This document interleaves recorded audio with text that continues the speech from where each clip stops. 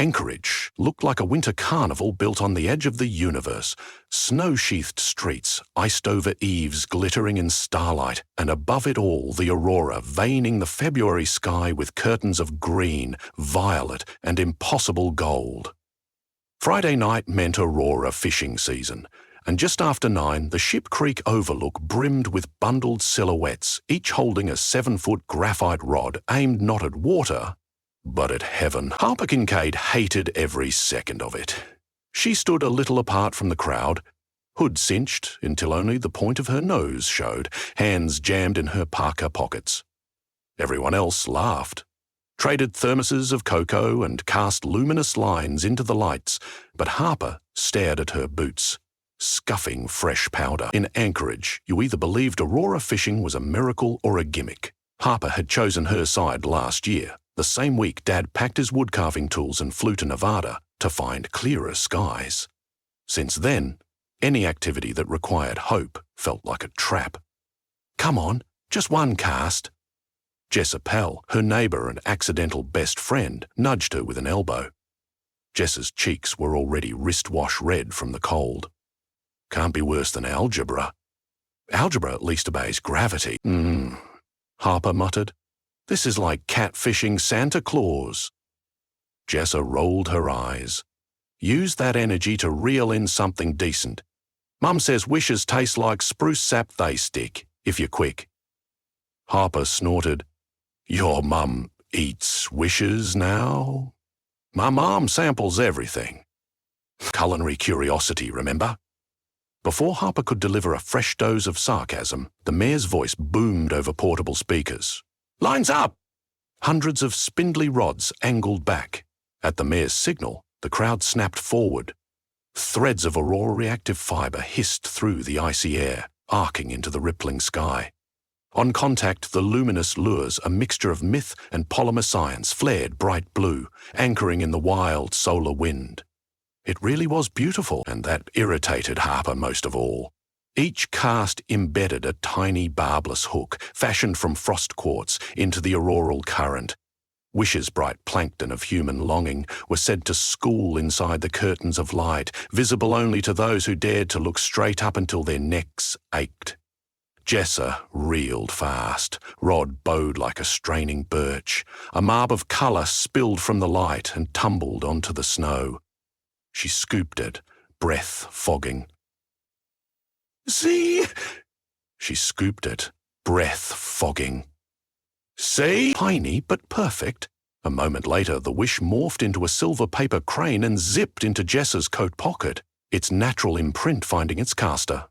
With that wish, she might nail Saturday's piano audition, or secure her dad's promotion, or maybe just summon waffles at dawn. No one ever knew. That was half the magic. "Your turn." Jessa shoved Harper lightly toward the front. Left with no graceful exit, Harper plucked her dad's old rod. She had only brought it to fill the charade and walked to the embankment. The handle was cracked cork, a decade of calluses ground smooth along the grip. Dad had tried Aurora fishing once, the winter before he left. He told Harper he'd caught the wish to wonder, which she blamed for everything afterward. "You cast the same way you fly fish," he'd shown her then. "Let the line paint the air." She shook off the memory, found the rhythm and released. The lure travelled farther than she expected, a tiny spark swallowed by the swirling green. The reel ticked. Wind clawed at her hood. She waited, secretly hoping nothing would bite so she could say "I told you so" and trudge home. The rod jerked. She almost dropped it.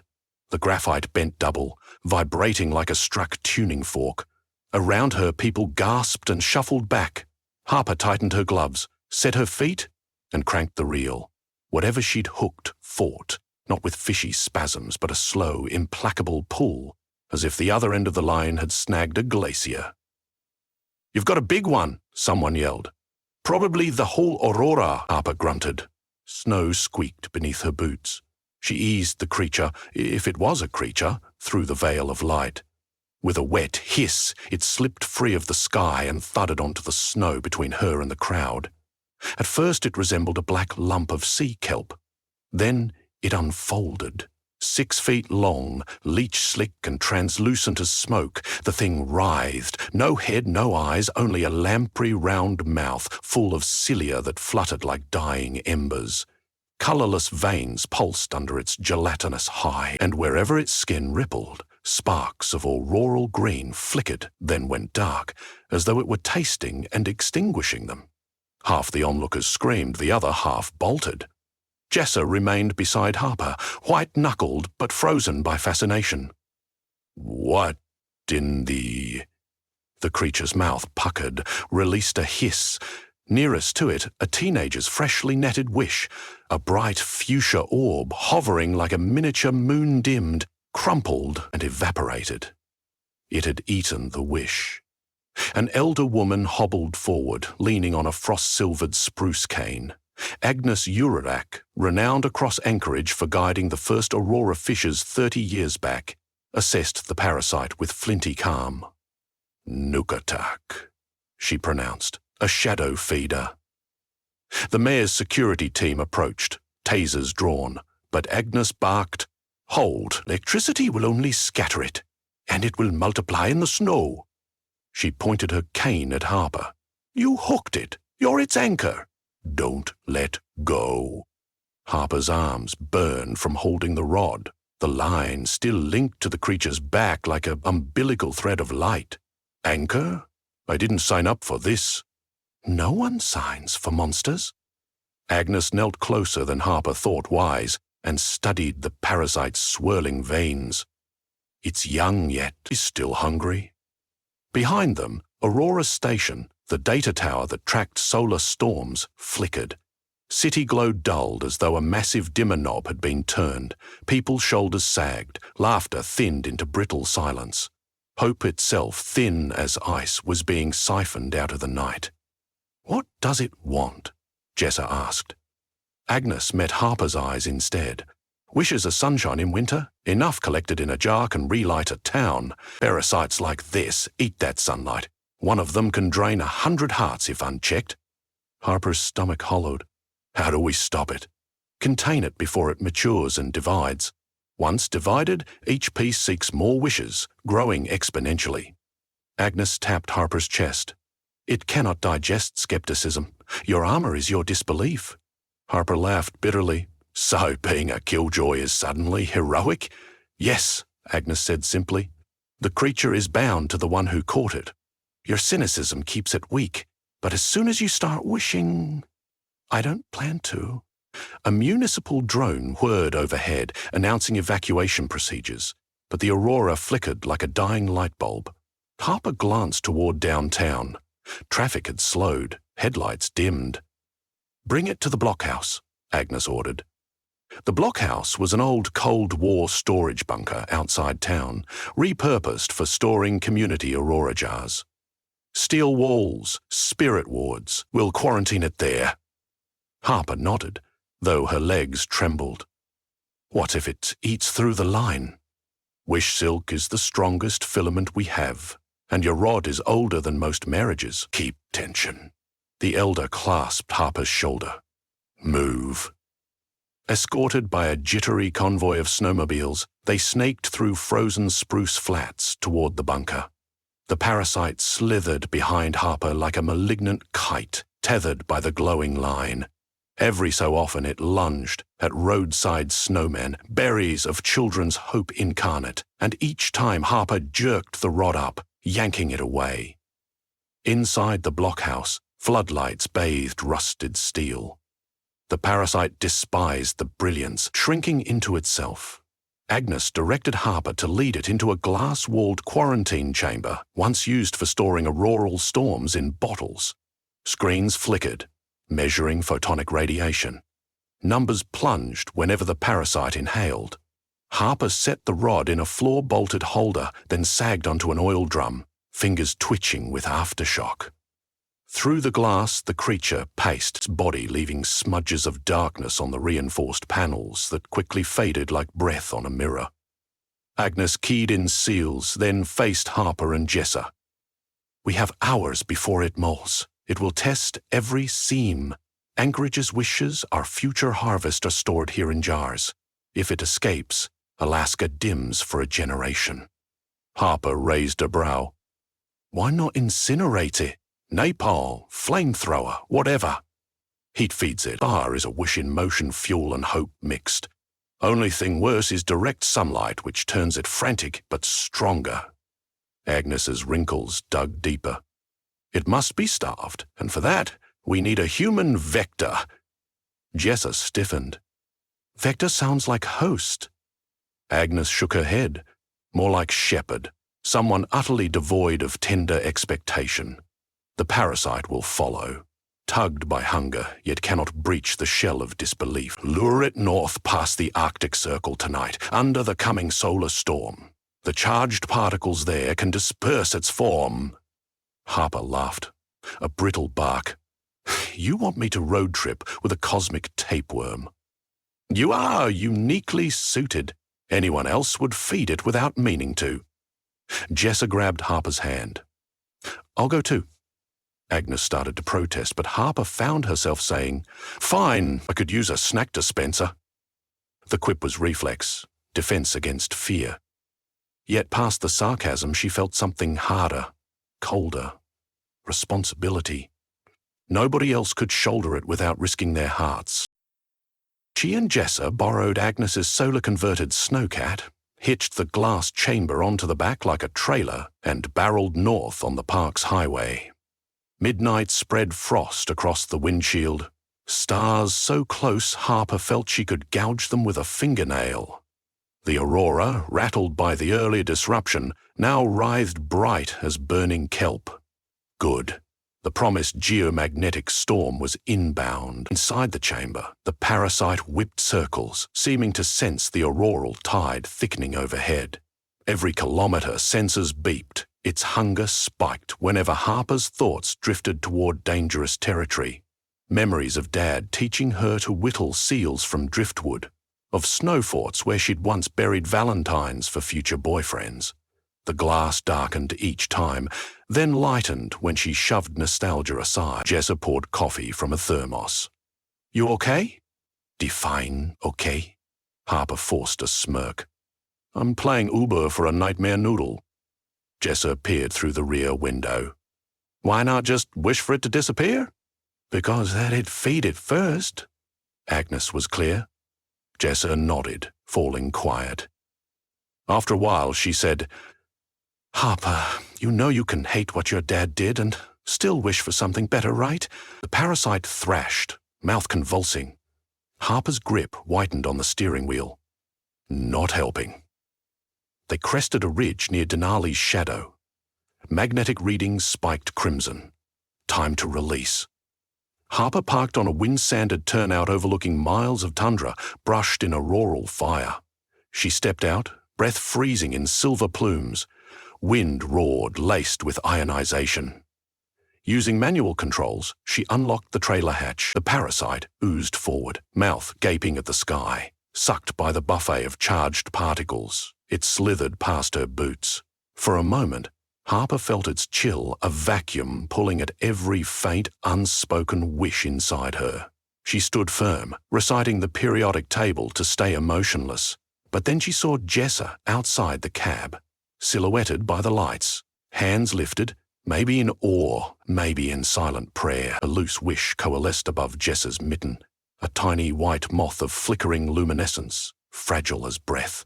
The parasite lunged. Harper reacted without thought. She pivoted, whipping the rod forward. The line snapped tight around the parasite's midsection, yanking it away from Jessa. It struck the snow, convulsing. Harper shouted, "Back in the truck!" Jessa scrambled, terror wide in her eyes. Harper, trembling, looked at the shimmering moth still fluttering above Jessa's hair like a halo. That was Jessa's wish. Probably something small and bright, maybe for Harper to stop hurting. The beauty of it cracked a fissure in Harper's armor. She remembered herself at 12, writing a wish on birch bark. Let Mum and Dad love each other forever, and hiding it in a jar of snow. That jar had melted the spring before Dad left. Pain rose, but along with it, something else. Longing. The parasite detected the shift. It jerked toward Harper, mouth yawning. The line hummed, glowing white-hot where it met her hands. Snow hissed into steam where the creature drooled. "Don't let it in!" Jessa screamed from the cab. Harper's disbelief was fracturing. She could feel warm sap of hope seeping through the cracks, and the parasite smelled it. "I can't stay empty forever," Harper muttered. "Nobody can."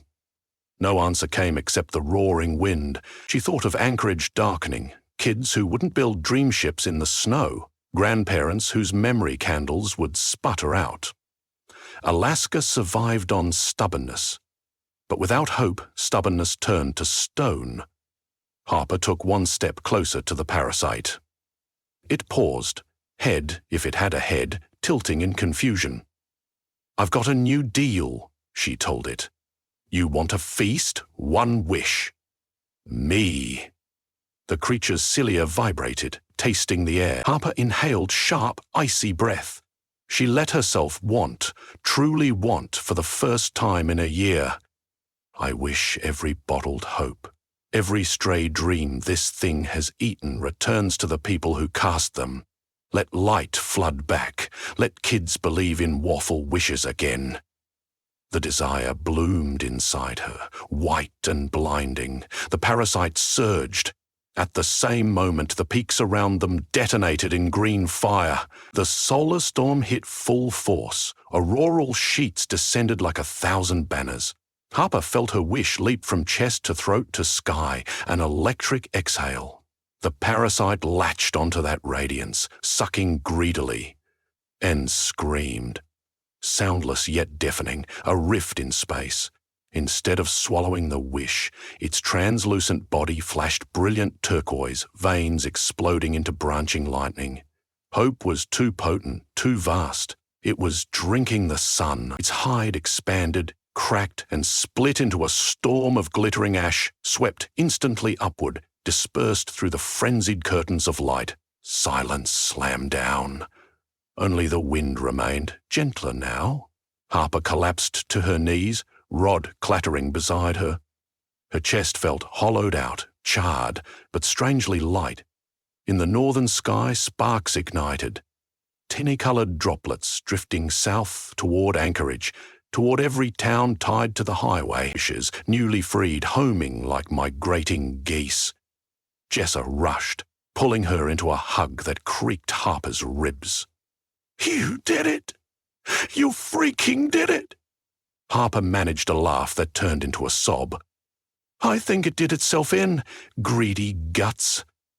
They sat together in the snow while auroras warred overhead, neither speaking for a long time.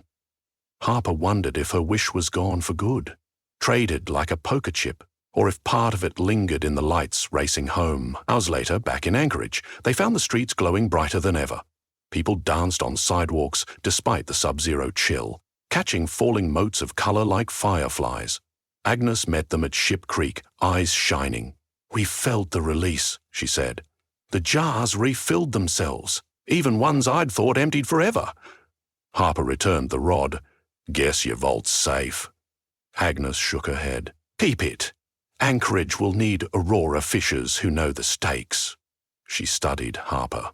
"Besides, you're no longer an anchor of disbelief. You're a steward of balance. Different job." Harper almost refused, then remembered how the rod had felt in her hands, solid and true. She slung it over her shoulder. "Deal." When dawn pinked the Chugach Range, Jessa tugged Harper up Government Hill. Frosted city below, sea beyond. They watched the last wisps of Aurora fade. "So," Jessa said, nudging her. "Got any new wishes?" Harper thought. The parasite's eruption had siphoned away the hollow cynicism she'd worn like armor.